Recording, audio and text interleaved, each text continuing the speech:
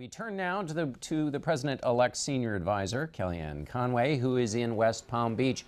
Kellyanne, I understand you just got off the phone with Mr. Trump. Does he have any news that you want to deliver to us? He did say hello to you, John, and he looks forward to joining you in the future as the president in an interview.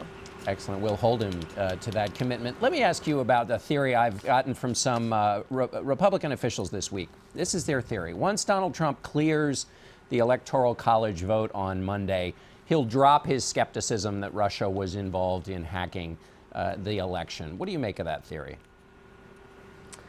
The entire nonsense about the electors trying to use the Russian hacking issue to change the election results is really unfortunate. I think that actually undermines our democracy more than any other conversation that we're having right now. We were really struck by what seems to be disagreement and consternation between the President Obama camp and the Hillary Clinton camps this week. You have Josh Earnest doing remarkable things from the podium of the White House press secretary, basically telling us all what Donald Trump obviously knew when he would have no way of knowing that, and it's frankly disrespectful.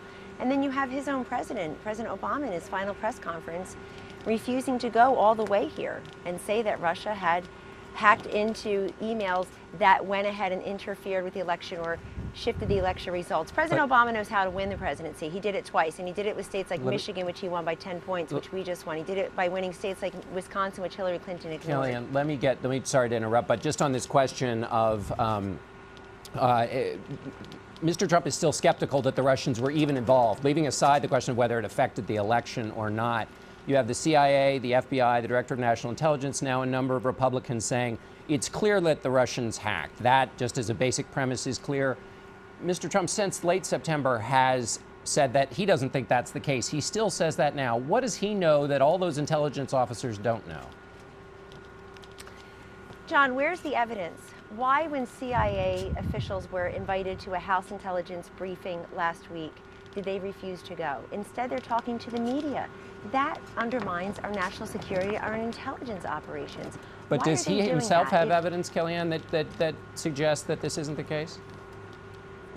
Well, the president-elect receives intelligence briefings that I am not privy to. But let's focus on the issue at hand, which is if the CIA, if Director Brennan and others at the top are serious about turning over evidence to we the American people, they should do that. And they should show up when the House Intelligence Committee invites them to brief them. But you know, that's a closed door meeting, so it's not so exciting and tantalizing because then you can't leak it to the media.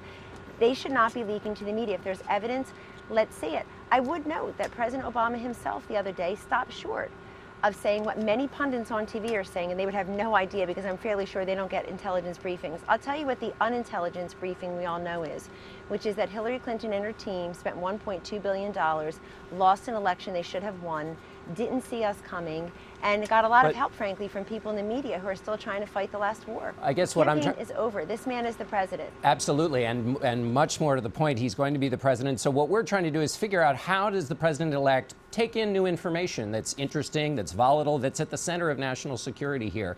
So on the one hand, you have the entire intelligence community that says the Russians were hacking the election, again, leaving aside the question of whether it had an effect. And then you have the president-elect totally dismissing that. So I wonder, does his entire team have the same view that there is no merit to the idea that the Russians were involved? But remember, you just said the word election. I have to push back because that's what everybody's doing. They're conflating whether Russia hacked into the emails and how it affected the election. I see in every paragraph in every story, I listen to people who don't know what they're talking about on TV and frankly are never under oath. We're listening to the White House press secretary himself make these allegations. Hillary Clinton is telling her donors that, and I've talked to some of those donors, and they don't believe it. They were given all those fancy maps and graphics that assured them Hillary Clinton would win in the blowout. They don't accept it. Look, I also want to say something else. I listened to Donna Brazile on a different network this morning, and I very much appreciated the fact she seems to be pushing back against President Obama and this idea that after President Obama, as he clearly stated in his final press conference on Friday, John, he said, I told Vladimir Putin to cut it out, and he did. The hacking stopped. It seems like she was in disagreement with that. It seems like people in the Democratic Party wanted the president to go farther and want him to go further now. And that, I guess that's his right. We'll see what he does in the next couple of weeks. All right, we're not going to get any insight into the president-elect's thinking here, but let me try this. Did anyone involved in the Trump campaign have any contact with Russians trying to meddle with the election? Absolutely not. And I discussed that with the president-elect just last night. Those conversations never happened. I hear people saying it like it's a fact on television. That is just not only inaccurate and false, but it's dangerous. Does the president-elect, and it does undermine our democracy. Does the president-elect approve of President Obama's decision to retaliate against the Russians for hacking into the election? The president-elect respects the ability of President Obama to do what he sees necessary in any number of different arenas. It does seem to be a political response at this point because it seems like the president is under pressure from Team Hillary, who can't accept the election results. And I would point out, sorry, too, Kellyanne, I just want to make sure I didn't misunderstand that. You're saying the president is retaliating because he's doing it purely for political and not national security reasons? John, what I'm saying is that the president-elect respects the ability of the right of President Obama to do what he wants. He's the president for the next several weeks. We believe in sanctions that work, not just sanctions for sanction's sake, but it's very clear that President Obama could have, quote, retaliated months ago if they were actually concerned about this and concerned about this, quote, affecting the election. Whatever his motives are, whatever his action is, we'll respect it as Americans. But that doesn't mean that new President Trump will agree with it and continue with it. But I also want your viewers to be reminded of one thing. When it comes to Russia and coziness, let's not forget it was Hillary Clinton, through her Craven Foundation request. Bill Clinton got $1 million to give a speech in Russia, and then she turned over 20% of U.S. uranium rights. Okay. So let's be honest about who for money and who for power and who for access has cozied up to the Russians. Just so I'm not left with the wrong impression, the impression you've left me is that you're saying that President Obama is reacting here to the Russians because he's feeling political pressure.